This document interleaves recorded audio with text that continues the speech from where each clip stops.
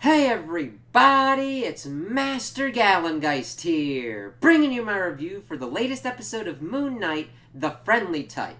And I overall enjoyed this episode. It definitely kept in line with the improvement that episode 2 had, even though there was some kind of weird stuff that was going on with certain action scenes, mainly just in how they kind of used jump cuts a little bit more than I would have liked. But we got interesting character development and character backstories for like Layla, Mark.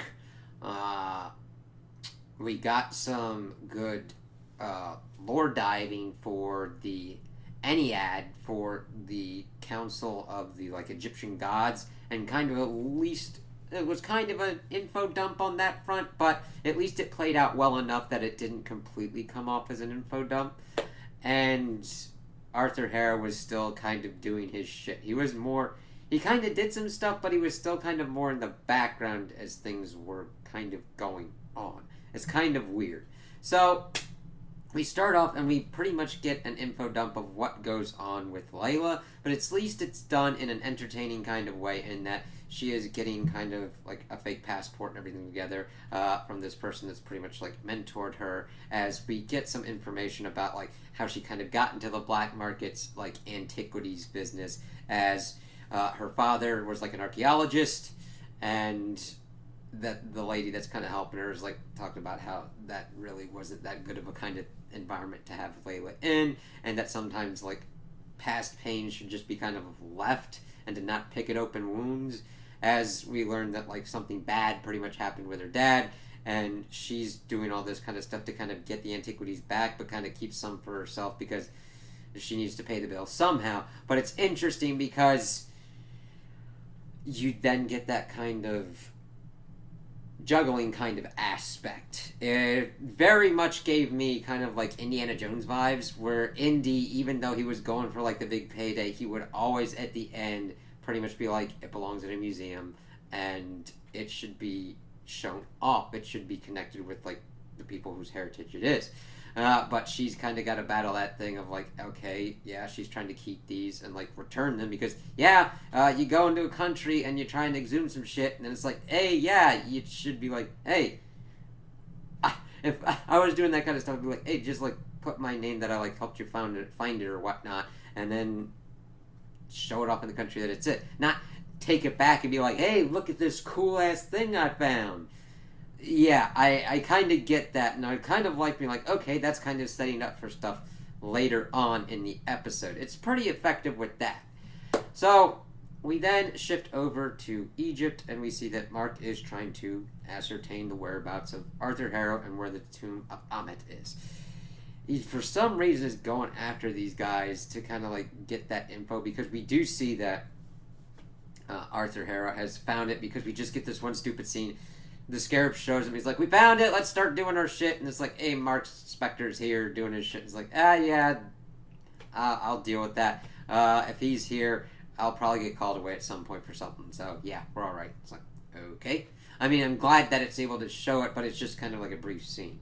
So, Mark is then trying to, like, get this information from these guys, and they're not being very cooperative and start going into this kind of whole knife fight scene, which I guess would also kind of be a kind of homage to that Indy scene, whereas you see the dude with the giant sword doing his thing and Indy kind of shoots him, but with this effect going instead into the elaborate kind of knife fight instead of that, because we're getting to show off Mark's skills when he's in control of his body versus Steven. And I did make a little slip up when I was talking about how you can tell in the last episode that Steven is not in full control of like Mark's abilities, because he's not able to utilize the same kind of skill set that Mark is. But that's kind of how baked in his personality is. He's more of the kind of dude that wants to talk stuff out, and we even see that as we go through this fight, and it's all right. It cuts and like jumps around a little bit more than I'd like, not to the effect of like the Bourne series, where sometimes it's like, I have no idea what the fuck just occurred. But we see him kind of like taking guys out and get ready to like kill a dude, while we have Steven kind of like arguing with him in the night, being like, stop, don't do this. And then the thing is, Steven takes over, and he's pretty much driving in a taxi, getting driven to the airport. And Mark's like, stop, damn it. But he's able to see the guys again, which it's just like, oh, okay.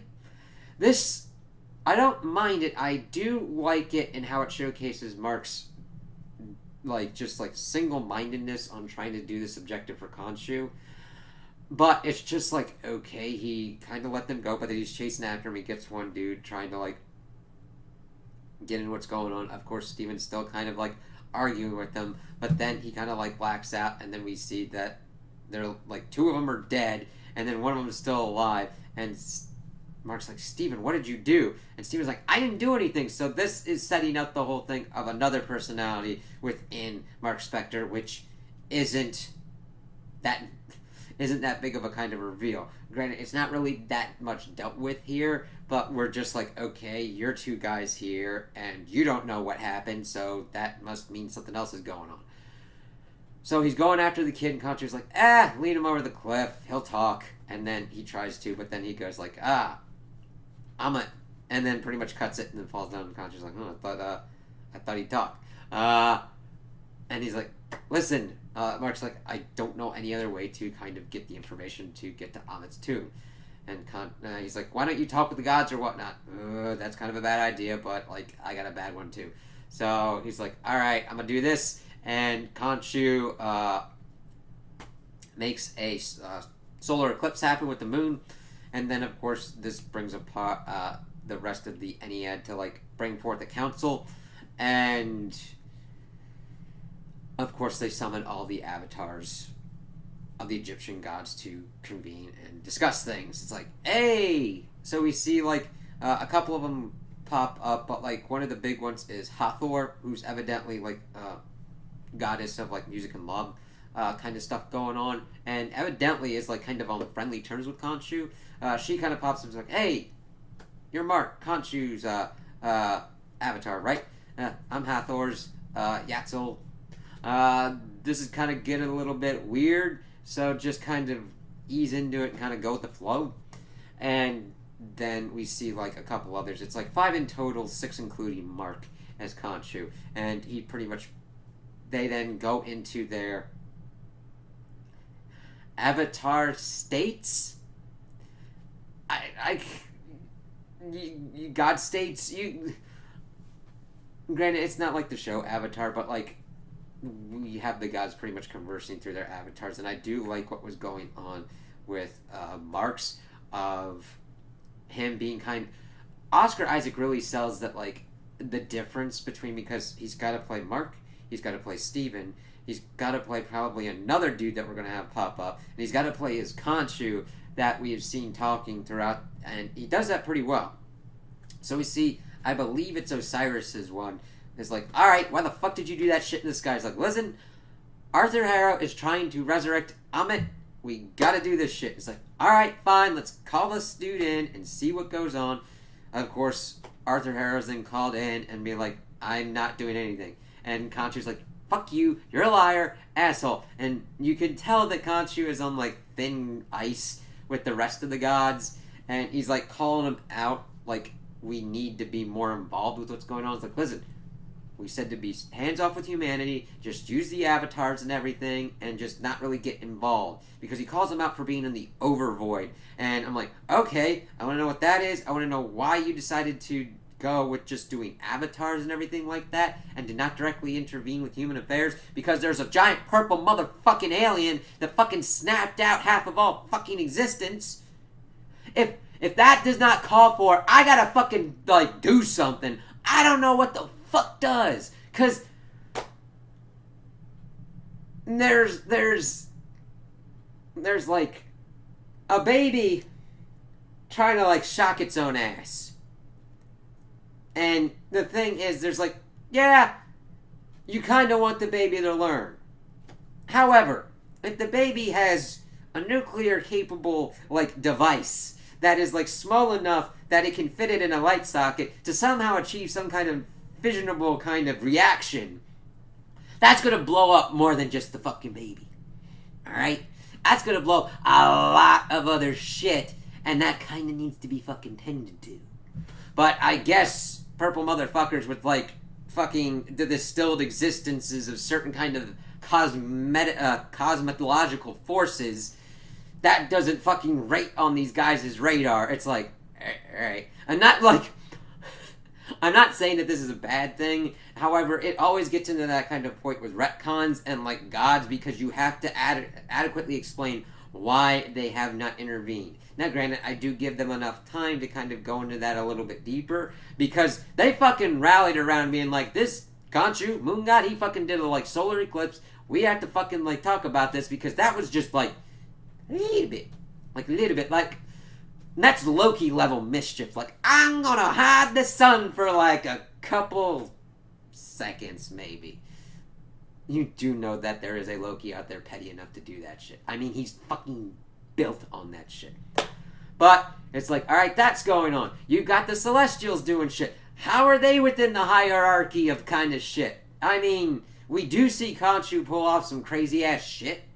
But I mean, the Celestials, like, have shaped the universe, have shaped how life develops throughout the universe, and fucking uses planets to fucking birth themselves. Like, we need to understand how these power structures kind of work out.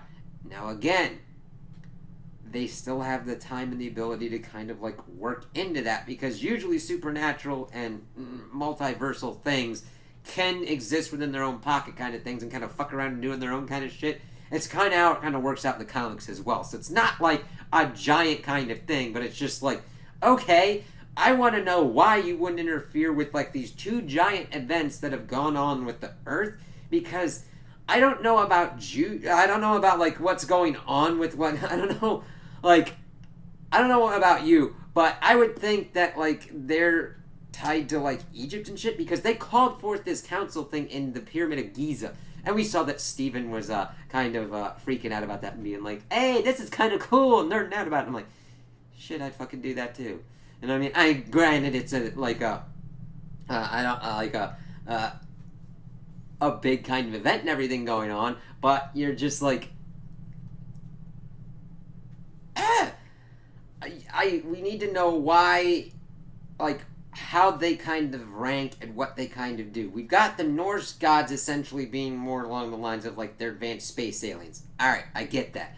Now we've got these kind of, I don't know, we could term them ethereal beings, probably from like some other kind of dimension that can affect and do shit within the realm of Earth. However, we need to know how that kind of shit works out. I don't need complete nuts and bolts, but I need at least a basis and a foundation for like how this kind of works out, because there's a lot of fucking shit in the Marvel Universe, man. Alright? Whew.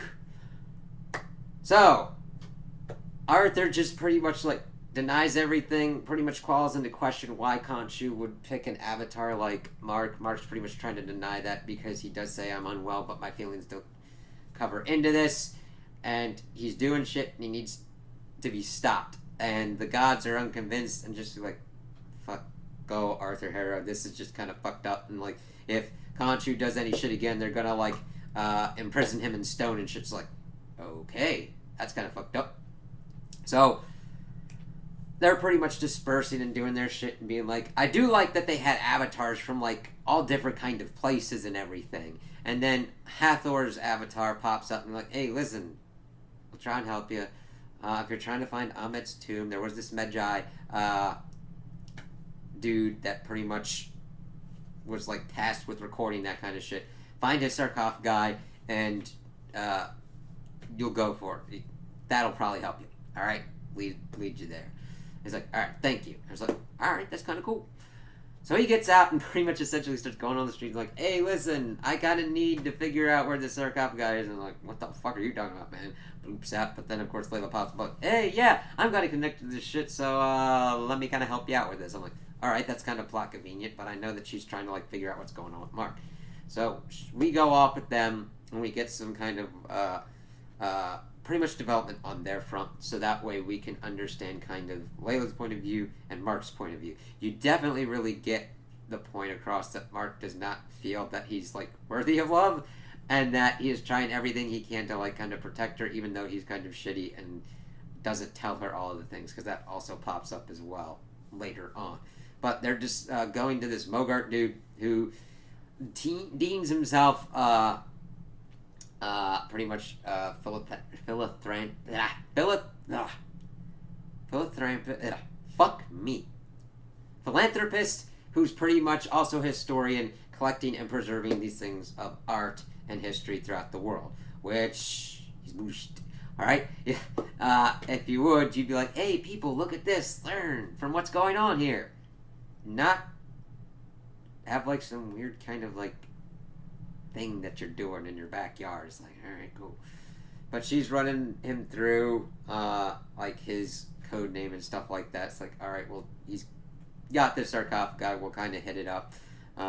She wants to know pretty much why he never like really talks about all these things and everything like that, and that we do also get later that she's like, every time I think that this is it, it just keeps getting like, I don't know you at all. And it's like, yeah, you really don't. And he even doesn't really know himself. But this was a pretty good one. We get some people on the boat also dancing, and then that brings back memories of their wedding and all that kind of stuff. But we don't really get too in-depth into that, why they liked each other, how they kind of like crossed paths with each other, because Mark's a mercenary, and she deals in like black market antiques, so it could have been an interesting kind of story that they would have been able to go into, but they don't really elaborate on that yet. So they get there, they pretty much play off their kind of stuff. We see the like rich asshole dude doing some kind of horse sport thing, and she's like, "Hey, this is my new husband, this Estrada kind of dude." It's like, "Hey, alright." And Mark is unconvincing as shit. Like, you could really tell he's more into, like, mercenary work and just fighting and shit. But they kind of get to the sarcophagi. They're trying to see what's going on. Steven's trying to kind of, like, talk him through. He's like, "Listen, this would go faster if you gave me control to let me do some kind of shit." He's like, whatever. Layla pretty much goes to play interference. He's, like, mucking with some kind of shit, trying to get, like, the constellation, like, where Amit's tomb is buried. But this dude, this guard named Beck, is like, "No, screw that. What the fuck are you doing?" Gets pulled out, and then we see Arthur Harrow pop up, and they're like, "Hey, yeah, all this stuff belongs to other people, and this is just a fraction of the power that I wield," and shaboosh, and he destroys the sarcophagi, and then leaves, and then the Anton dude's like, "What the fuck? Go at it." And the thing is, they then start, like, going after people. It's like Layla starts trying to go after Arthur Harrow, and they are immediately in, like, kill mode. Like, there was no kind of way to, like, I'm like, now granted, if they were doing this to showcase that, like, Mark and Layla aren't really trying to, like, take any prisoners, they did a good job on that. I'm just like, are you gonna try and, like, not kill people? And I'm just like Steven, I'm like, you didn't have to do these kind of things. Now granted, I don't know if these guys were killed, but it pretty much looked like it. So then we see that Khonshu's pretty much been, like, watching around like, yeah, alright, whatever. Seeing what's kind of happening. And Mark gets into his Moon Knight outfit. And this is where he starts doing some, like, kick-ass stuff. And Steven's like, "Listen, stop doing this." And he also shifts into control, trying to get everybody calmed down. And it's really kind of cool because it goes from Mark's Moon Knight outfit to the Mr. Knight outfit. He's like, "Oh, nope." And then everybody's, like, stabbing him through and stuff. It's like, oh, shit. And this was actually a pretty well-executed action scene because you got a lot of weird CGI stuff going on with Moon Knight, like, using his cape and everything, utilizing his crescent-shaped boomerangs? I almost said batarangs. It's very much kind of like Batman kind of stuff. Like, you see him get, like, stabbed through and everything and see the healing properties of the suit. And because Khonshu brought those up, brought that ability up as well. And let's see. We see that Layla's in trouble, but of course Mark's now he's able to kind of, like, get back to her and stop a lot of the people, take them out. Because it has escalated to the point where it's like, okay, they're trying to kill you, you're trying to kill them. You got to take them out as much as possible. He's able to stop the Anton dude and save Layla, and they decide to bugger off, and they got, like, most of the constellation stuff, and they're trying to figure out what's going on with it. This is where, of course, Sir Layla's popping up. It's like, well, just when I think that I know everything about you, a whole nother thing pops up. They're trying to, like, piece everything together, but it's, like, taking too long and everything, so Mark lets Steven take control, and he's like, just takes everything, lays it all out, and like, "Hey, yeah, this'll work out," and he's talking about, like, how the Egyptians kind of brought about modern navigation and everything, and that, yeah, okay, it's a constellation. However, the thing is, this was like 2,000 years ago, so granted, you've got movement of the Earth, you've also got movement of the stars as well. She tried to scan it and it didn't work, and Khonshu's like, alright then, I'm gonna do something, so get into your kind of moon suit and everything. So he gets into his Mr. Knight and he's like, listen, they're going to seal me, so just make sure Mark gets me out, alright? So he's like, I remember every night, and I remember this night, so he's able to utilize his powers to switch the sky back to all the way back then. Layla's able to get the information. However, the rest of the gods and their avatars decide to seal him in stone. See that happen like that. It's like, wow, okay, that sucks. And we see Mark and Steven, well, mainly Steven at this point, losing his powers and losing the suit as Khonshu is then sealed away. They've got the information, but now they don't have the powers of the Avatar to effectively fight Arthur Harrow. And Arthur then pretty much quotes to Khonshu, being like, listen, I'm grateful to you. My victory would have not come to this point because of you. He's like, I liked being your Avatar and meting out justice for you like this. And that is his greatest kind of sin. And that because if he hadn't been with Khonshu like this, he wouldn't have been as broken enough to appreciate the healing. It's like, my victory is owed to you. As he then is like looking at the whole stone thing and then walking away. So we'll have to see how Mark utilizes his kind of skills to be able to unlock Khonshu. This will probably factor into what's going on with Amit's tomb. I would assume that it would be along the same kind of principles of how she is kind of imprisoned as well. If they utilize this kind of tactic to just willy-nilly, like, hey, Khonshu did 2 crazy-ass things. Now, granted, they are crazy-ass things, doing a whole kind of solar eclipse, moving the night sky back 2,000 years. Yeah, so, and just like, okay, if this shit's going on, why aren't the gods, like, intervening in bigger kind of things? You know? So, we'll kind of have to see if any of that kind of gets addressed. I am looking forward to see how Layla might help Mark with this, because without the Moon Knight suit, he will have to be more careful than he has been, because he has been a little bit cavalier because of like the self-healing properties of the suit and just how hard he is to like take down. So, or we might have to see that Steven or any kind of other personalities have better kind of plans to do this instead of just a violent like smash and grab kind of way that Mark is, because he is very single focused in his purposes from what we've seen through these 3 episodes. And maybe some of his other personalities will be able to help out. We will probably see that, like, Harrow will get to a point that he's resurrecting Ammit or whatnot. And they'll get their powers back just before. It's very much running into they're stretching out the kind of plot. However, what we've gotten so far with, like, 2 and 3, I have been happier with than what we got with 1. So, hopefully, the next 3 episodes will be better paced. So that way we don't have to, like, screw around in one episode for, like, spin our wheels for the plot to be able to catch up to what we're trying to do. So we'll have to see how that works out. So those are my opinions on the episode. Tell me what you guys think in the comments below.